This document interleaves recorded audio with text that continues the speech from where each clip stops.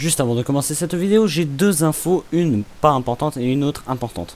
La première, c'est que Brony Drive est égal Bubble Drive, donc vous inquiétez pas, c'est juste que j'ai changé de nom. Et la deuxième, c'est que si vous êtes une âme sensible, je ne vous conseille vraiment pas de regarder cette vidéo, parce que j'ai essayé de vraiment être à fond dans le creepy, dans tout ça. Donc j'ai mis des musiques flippantes et des images assez flippantes, donc je vais mettre un petit Peggy 16.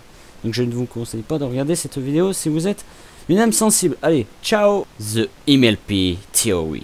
Et salut à tous, c'est Brony Drive et aujourd'hui on se retrouve pour lire une fanfiction qui a été écrite par je ne sais pas qui, je suis désolé si vous le voulez le savoir, mais qui a été traduite par Teru ou Teru Sama, je suis désolé si je l'écorche.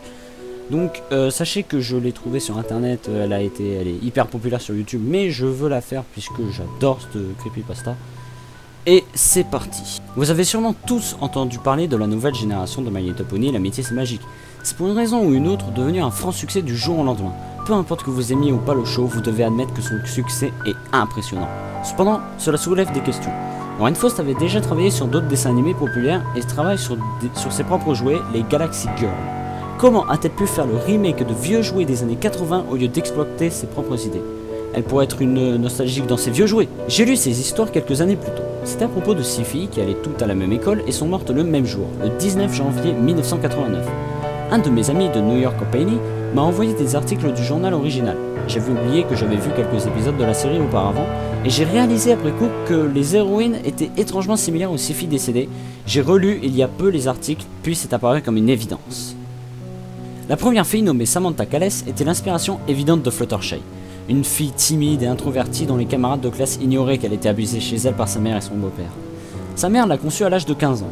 Elle blâmait sans cesse Samantha d'avoir ruiné sa vie. Ça a rendu Samantha terriblement embarrassée par elle-même. Quand son beau-père s'est installé, ça a rendu les choses encore pires. Son beau-père détestait prendre soin de Samantha quand sa mère était ailleurs. Donc il l'enfermait dans un placard durant parfois une journée entière. Sa mère tolérait ceci et en grandissant, elle la frappait même. Quand sa demi-sœur fut née, les mauvais traitements devinrent encore pires. Elle était affamée, forcée de dormir dehors et parfois carrément battue.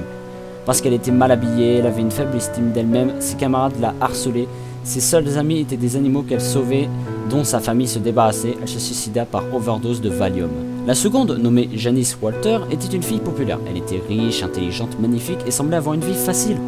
Pourtant, ses parents se disputaient constamment, elle semblait s'être mariée pour les apparences. Elle était élevée avec des idoles, ce qui la rendit perfectionniste. Elle voulait devenir designer et vivre à Paris, mais ses parents voulaient la remarier avec un noble de l'état de la Caroline et avoir de nobles descendants. La plupart du temps, ses parents l'ignoraient. Leur seule préoccupation était d'être riche et d'être socialement bien placé. Mais en réalité, sa mère s'était mariée pour l'argent de son père.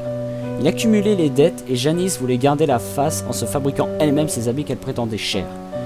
Elle est morte dans un accident de voiture pendant que ses parents se disputaient au volant, son cou fut tranché et elle mourut instantanément. Elle était l'inspiration pour Rarity. Enfin vint Alexandra Mayhew. Alex était une fille compétitive et elle voulait sans cesse être la meilleure, spécialement en sport et surtout en course.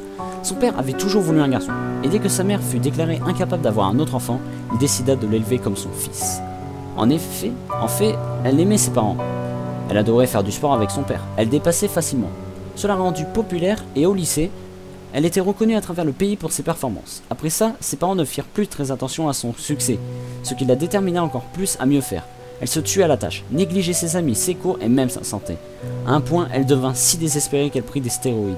Ce qu'elle ne savait pas, c'est qu'elle avait une déficience cardiaque mineure que les stéroïdes empirèrent. Pendant qu'elle se poussait à bout, elle s'écroula durant une course à cause d'une complication. Elle mourut à l'hôpital quelques jours plus tard.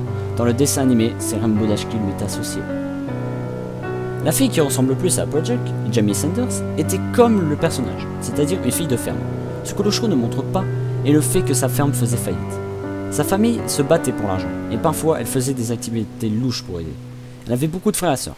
Elle était la seconde de la famille, ce qui signifiait qu'elle devait s'occuper des plus jeunes. Elle n'avait donc pas beaucoup de temps pour sortir avec ses amis ou pratiquer des activités, et bien souvent elle faisait ses devoirs vers minuit.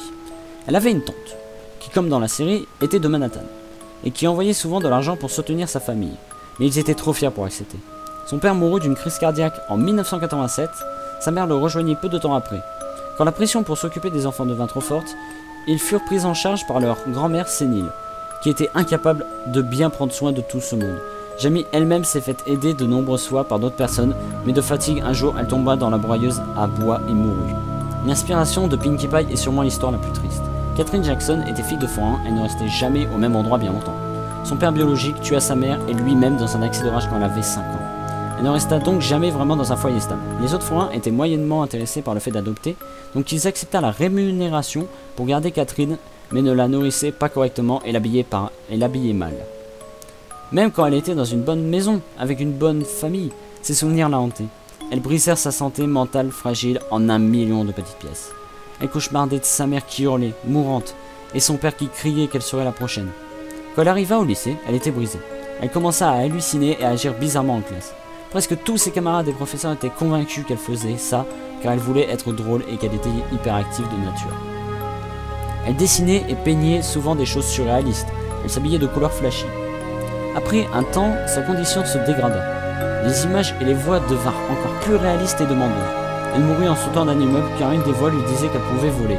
Ce qui rend le fait encore plus troublant, c'est que Lorraine Faust dessinait au début Pinkie Pie en tant que Pégase dans ses sketchs de développement. La dernière, l'inspiration de Twilight Sparkle, était une fille du nom de Cynthia Little. Elle était très forte à l'école pour son jeune âge. Son grand frère l'était également. Elle recevait des prix académiques, ce qui supposait que Cynthia se devait d'être aussi brillante. Elle négligeait tous les plaisirs pour être forte à l'école et travailler plus. Pendant un temps, ça marchait. Ses parents étaient fiers de ses travaux, elle se vantait auprès de leurs amis de n'avoir pas un enfant surdoué, mais 2. C'est pour le concours d'une grande école qu'elle commença à devenir plus motivée que les autres étudiants. Elle savait que c'était la meilleure opportunité de sa vie, mais il y avait un concours d'entrée, ce qui la rendait nerveuse. Elle étudiait au point difficilement manger. Elle ne dormait pas, plus le concours se rapprochait, plus elle paniquait. Elle opta donc pour la solution en trichant. Elle fut prise sur le fait, ses parents étaient horrifiés. Elle fit une sévère dépression, elle se tira une balle de honte d'avoir été une fille imparfaite. Vous devez vous demander maintenant pourquoi Lorraine Faust voulait faire avec de tels événements un dessin animé pour fillettes. Peut-être qu'elle se sentait obligée de leur rendre hommage dans quelques domaines que ce soit. Dans un épisode, chaque poney décrit comment il obtient sa marque de beauté. Rainbow Dash fit le même jour une explosion en forme d'arc-en-ciel que toutes les filles firent malgré la distance, ce qui est une référence évidente à la mort qui frappa les filles le même jour. Dans le dessin animé, Fluttershy est capable de s'occuper des animaux qu'elle garde et adore. Rarity est une designer de talent avec des parents aimants. Rainbow Dash est une grande athlète. Applejack a une ferme à succès. Pinkie Pie est heureuse et sans soucis. Et Twilight Sparkle a été acceptée dans une grande école. Peut-être, juste peut-être, a-t-elle voulu donner aux esprits de ces 6 filles ce qu'elles ont toujours voulu. Et je crois qu'elles sont heureuses.